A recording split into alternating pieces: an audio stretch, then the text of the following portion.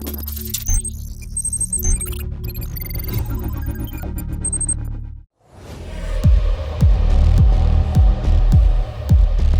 are in the third month of 2022 and already down to the second mid-size sedan in the country after the Skoda Slavia, as a new Volkswagen car takes center stage to rival the Honda City,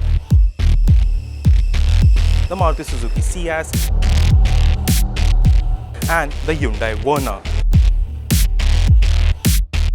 We are talking about the Volkswagen Virtus. We are at the global premiere and there is lots to talk about the car. But before we do that, don't forget to hit the subscribe button and don't forget to click the bell icon to get notified whenever we go live with a new automotive content. We will start with the design, which is typically Volkswagen. The front section holds the single slat grille with chrome surrounds, merging quite elegantly with the LED headlamps, while the L-shaped LED DRLs enhances the sporty appeal of the car.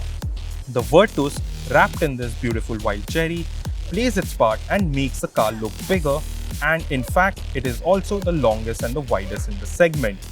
The sharp and edgy design is retained in the lower section of the fascia as well, with wide-eye damps, and the styling of the fog lamps gives a unique look to the car. As is typical to the VW group, you get the GT badging on the front fenders, hinting at its GT credentials. However, this is only restricted to this line. The sleek look is continued in profile as well, with a sloping roofline and a strong character line covering the length of the sedan. The 16-inch wheels complement the overall stance and adds a certain sexiness to its character.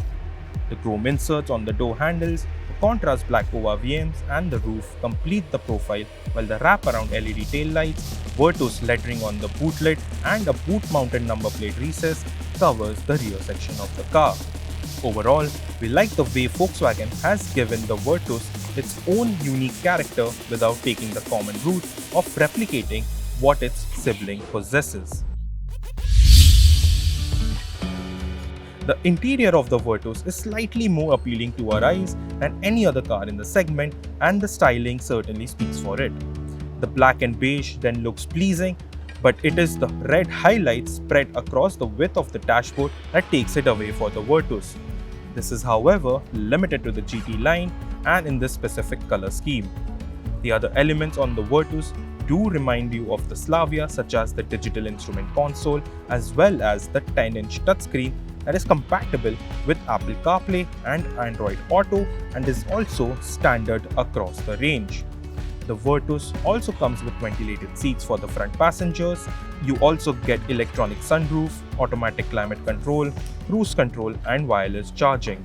The cabin also comes with a 60-40 split rear seats, cooled glove box and much more.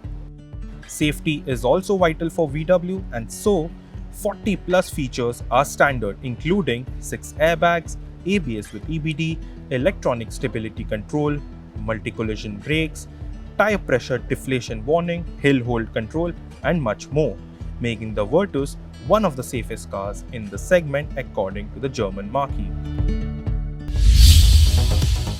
The Volkswagen Virtus sedan will be powered by two engine options, a 1-litre TSI petrol and a 1.5-litre TSI petrol.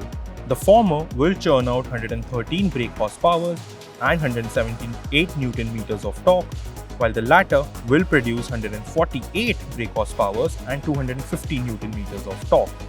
Both engines will be mated with a 6-speed manual transmission.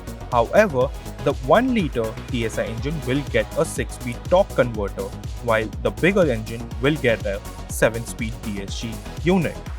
We will soon get behind the wheel to tell you more about the driving dynamics, the ride, the handling, as well as the performance feedback from the new Virtus.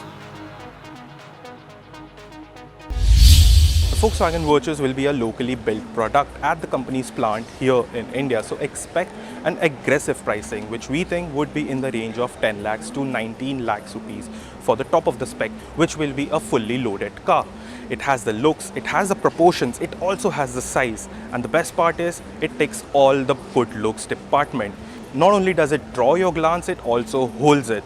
But the important factor here will be the pricing. So stay tuned, as Volkswagen will launch the car by the end of May.